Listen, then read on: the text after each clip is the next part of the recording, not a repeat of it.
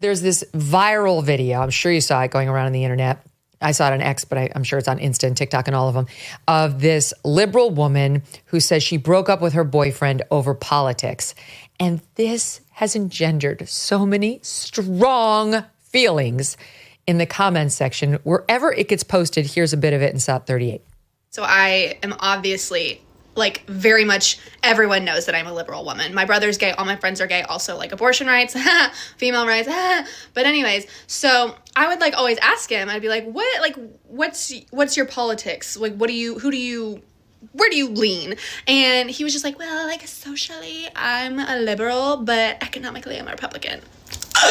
Fuck that. Okay, fuck this. This is my last straw. Again, I'm a very liberal woman. I have to date someone that is on the same page as me because I can't disagree with someone on something that is so important to me for the rest of my life. I fully respect Republicans. I understand that you want to vote that way, but for me, I don't want to marry you and I don't want to date you. So we ended it. And no regrets. I've been single ever since. It was awesome. It's been awesome. Like virtually every man I follow on X had the same response. Dodged a bullet there, man. Congrats. Mm-hmm. Can I just, before we get to the substance of I won't date a guy who doesn't share my politics, she's extremely unlikable. She's caustic. She's smug.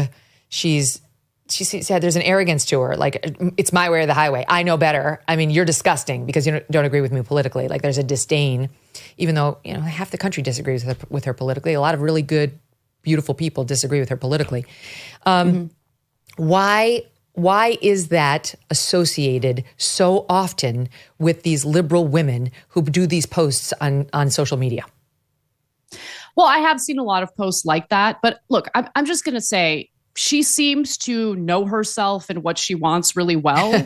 And she's going for it. So go for it. I actually don't have any ill feelings toward her at all because she's determined. I'm unwilling to move even an inch on my politics. But I do agree that she might be closing herself off to individuals that would be wonderful for her, including her now ex-boyfriend, because people change, people grow, and they shift their positions on issues here and there. I think it's wrong to think that, someone's political identity can't be fluid. I think it's fluid to some extent. What I find really interesting is that he agreed with her on social issues, and the agreement on social issues, it's what's really likely to lead to a smoother relationship. If he's more fiscally conservative, I don't think that's necessarily something that should be a deal breaker. Well, I'll tell you something, though. I'll tell you something right now, Anna. He didn't agree with her on social issues. It was a lie. Probably. If he's fiscally conservative, he's not. In today's social environment, maybe like the social environment of 15 years ago where the big thing was like gay marriage.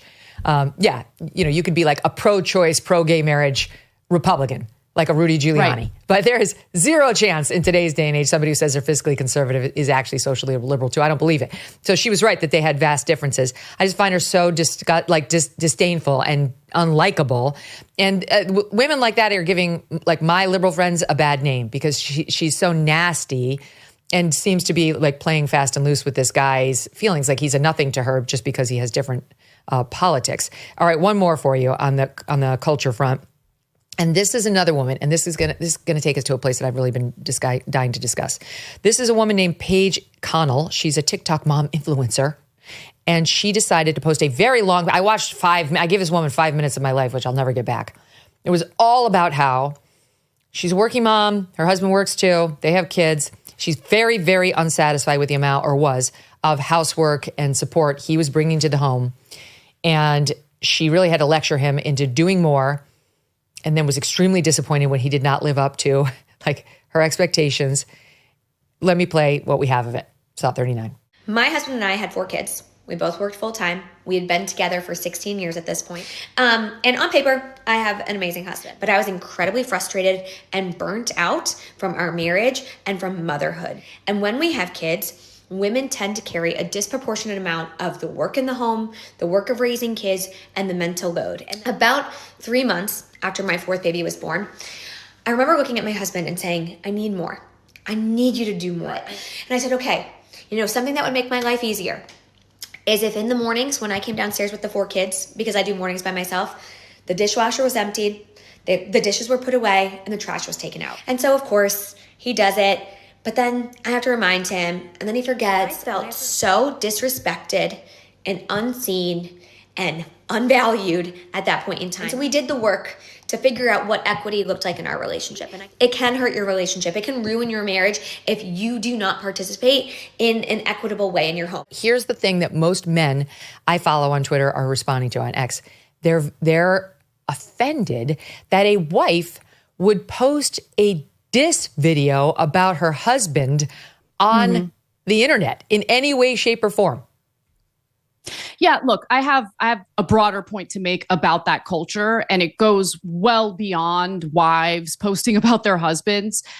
Please stop airing your dirty laundry on social media. Honestly, have a little bit of respect, a modicum of respect for the people in your personal life, even if you're in the middle of a feud with them. How about respect their privacy and work it out privately? You don't need a bunch of random strangers chiming in on your relationship. I would never in a million years do that to my husband or my friends or to my colleagues, which has been done to me many, many times. I think it's disgusting. It shows a lack of maturity. Have the conversation privately. Work out your own drama and your own issues privately. So that's point number one. Point number two is, look, a marriage, as I'm sure you know, it's a partnership. And I think when you fail to see it as a partnership and you instead kind of like tally who's doing what and whether or not you're, pulling your weight or he's pulling his weight, that's just a toxic environment to function in, to have a relationship in. And so I learned that lesson pretty early on in my marriage. I remember in the very beginning, it was like, okay, he's got his bank account, I've got my bank account, and he's going to pay these bills, I'm going to pay those bills. For some marriages, that works out. But I remember, Cenk Uygur, my co-host and the founder of the Young Turks, he kind of pulled me aside and said, you're kind of paving a path to a lot of conflict here. You have to see your marriage as a partnership and don't think of it as his money versus my money. And honestly, that was the best advice I ever got in my marriage. And we do really well together. And I don't, he's not keeping track of whether I'm pulling my weight. I'm not keeping track of whether he's pulling his weight. We have mutual love and mutual respect for each other, and we look out for each other. That's in my opinion, a successful marriage. It reminds me of not your particular example, but remember the Joy Luck Club? The Joy Luck Club, where one of the four women, it's all about these four moms and then their next gen coming up and the lives that all 8 women are leading. And the one daughter of the mom is in a marriage where the guy makes her write down if she ate the tub of ice cream that was in the freezer, because it's going to come off of her share of the grocery money. She ate the ice cream and that's $4 that she now owes. It was it's abusive, really is what it is. It's abusive. But I do think there's something happening with men and women in, on the conservative side of the aisle that's a little upsetting to me right now. And that is as we have bent over backwards as conservatives or, right-leaning people to make clear to women that they don't have to, quote, have it all, that if they don't want to work outside of the home and they want to be stay-at-home wives or stay-at-home moms too, doing it all, that's a totally amazing choice. And no one should look down on it. It's the most important job in the world. It's literally the most important job in the world to be a mother and to raise good children. But like so many things, we overcorrect. We do it on the right. The left does it too. And what's happening right now on the right to some extent is it's morphing into, and there's something wrong with somebody who works. And the women who work are less attractive and not good partners. And also, if you choose to work in your 20s and your 30s and spend a lot of time at the office, you're effing up your whole life. You're not going to meet a man and you're not going to have a kid, even though that's not necessarily true. It's much easier to meet somebody and have a baby in your 20s because you're young and you got your totally golden eggs. But so many women have kids in their 30s. I mean, without fertility help. And we've just sort of gotten to this place on the right where the messaging to me is it's making me really uncomfortable. What do you make of it? Well, it's always made me uncomfortable, especially because I think the best possible situation is a situation in which women get to decide, right? So if they decide they want to be stay-at-home mothers, I think it's important to have the economic conditions that allow for that to happen. And I have a lot of respect for stay-at-home moms. I agree with you. I think that's literally the most difficult job in the world. And it's important for kids to have that close relationship with their mother growing up, especially in like the formative years. But I do think that it's possible for mothers to work and still be great mothers. The thing is, a lot of women don't even have that choice. You get what I'm saying? Especially in this current economy with inflation. So I would love to live in a world where I could be a stay-at-home, housewife, but it's just not realistic. We got to pay our bills and we both have to work. But I really do think if we had that economic situation in place, a lot of women would choose to be stay-at-home mothers, and it should be their choice. I don't think it's anyone's place to judge the decisions that are made by any family, right? It's up to that family to decide what works best for them and whether or not they could afford the setup that they want to pursue. But here's what's happening on the right. Young women, I talk to young conservative women all the time about their lives and their goals and, the things that they want. And what's happening is they can't find men who are maybe more conservative. Usually they're looking for somebody who is religious, like a lot of conservative women tend to be God-loving conservatives.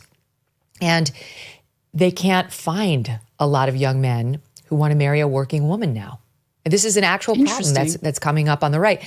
And to me, it's so sad because it's like, how did we get to the point where we're now telling young, conservative, amazing women that they're not attractive if they also work. If they choose to, let's say, do what I'm doing and what you're doing and get their voice out there. But I'll stick with me just because I think conservatives listening to this will like the thought of another Megyn Kelly voice up and coming. Well, why wouldn't we want that? Why would we take somebody who's talented in this field and really wants to make a difference and have the messaging to her be, you're really not that valuable unless you give it up and go into the home and only have a family and only raise a family. And not only are we sending her that message, but young men are actually believing that. They're actually believing it, especially on the right, because the trad mom has gotten so popular. And it's no, if we do that, we're not going to have any strong conservative or right-leaning women to provide a role model for younger conservative women who, and there's nothing to apologize for here, don't necessarily want to spend all their 20s and their 30s getting married and having kids, or can't. They just weren't able to meet somebody and definitely don't need to be shamed over it. Yeah, look, I totally agree with you. I'm of two minds of this, though, because if you are a young man and you know what you want and you think you have the earning power to literally carry the entire family financially, well, then I guess wait around until you find the right woman for you. But I think most women, not all, but most women, even conservative women, think it's important to have some level of financial independence, right?